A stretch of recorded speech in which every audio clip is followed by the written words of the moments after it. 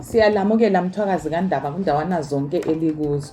Indaba ngamafitshane ezimunyethwe kumthunywa ka-14 kusiya ku-20 Ntulikazi lizifundelwa nguNobuhle Mgwaqo.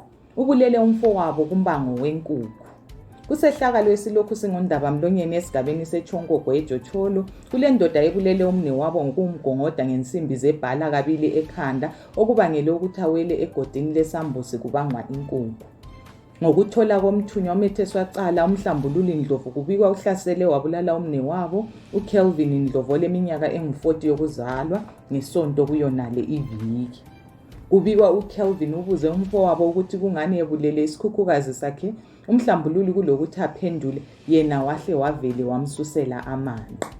Kuzwakale ukuba umhlambululi wadobha insimbi zesibambo sebhala wagongoda umfowabo kabili ekhanda okwabangela ukuthi awele phakathi kwegodi lesambuzi elitshona okungaba ngamamitha amabili. Isikhulumi samapholisa esabelweni seMatabeleland North, u-Assistant Inspector Namathirai Machona uqinisekise ngesehlakalo lesi. Utshontsha inkomo alobola ngazo obencitshwa ucansi. Kule ndoda yebhinga emiswe phambi komthethwandaba isetheswa icala lokutshontsha inkomo zamalobolo kwabozala.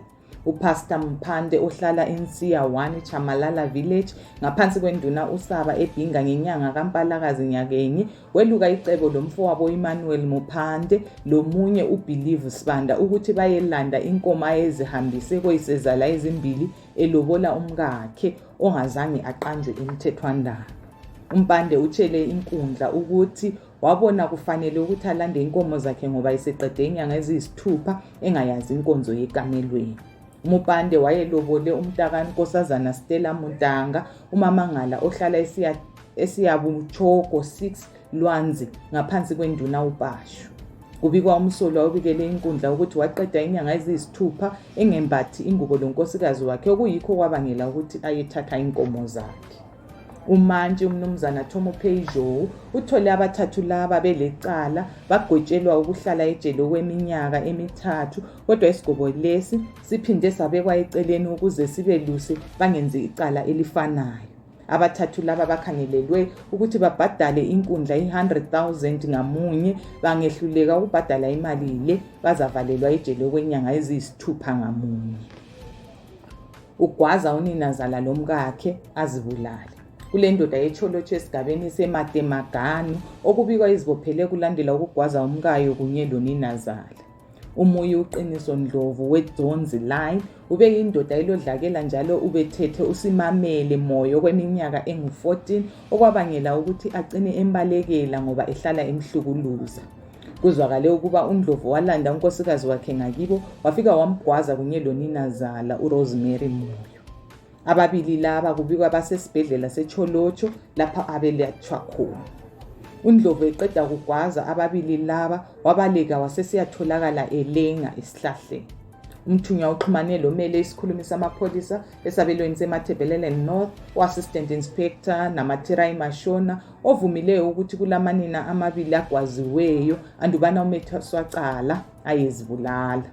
Samukele umbiko wendoda egwaziwe umkwayo kunye loninazala eCholotsho andubana iyezibophela. Ubaba wangibamba iganyavu phezulu kwengcwaba. Kule nina ileminyaka engu-55 yokuzalwa lakomutasa elethesa uyise icala lokumkhupha ubuntombi ukugcina igazi lakhona alisebenzise kumithanithani yakhe. Inina leli lichaze ukuba uyise walibamba iganyavu lileminyaka engu-12 yokuzalwa phezulu kwengcwaba okutsho ukuba sokuleminyaka engu-43 lokhu kwenzakala. Ucatshangelwa ukuba ubaba lo wasebenzisa igazi lendodakazi yakhe le ukulungisa ukuthi lingendi. Inina leli igama silalo kodwa siligodlile liqabana loyise oleminyaka engu-87 yokuzalwa ohlala koMurambi eMthari.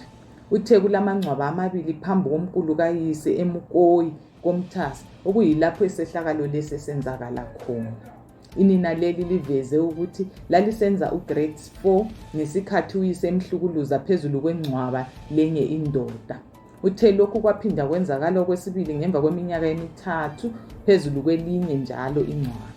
Umsekeli wesikhulumi samapholisa eManyikaland, u-Assistant Inspector Wiseman Chinyoka, ugcizelele indaba le esithi amapholisa azavakatshela indawo le. Wafika kithi ngendaba le.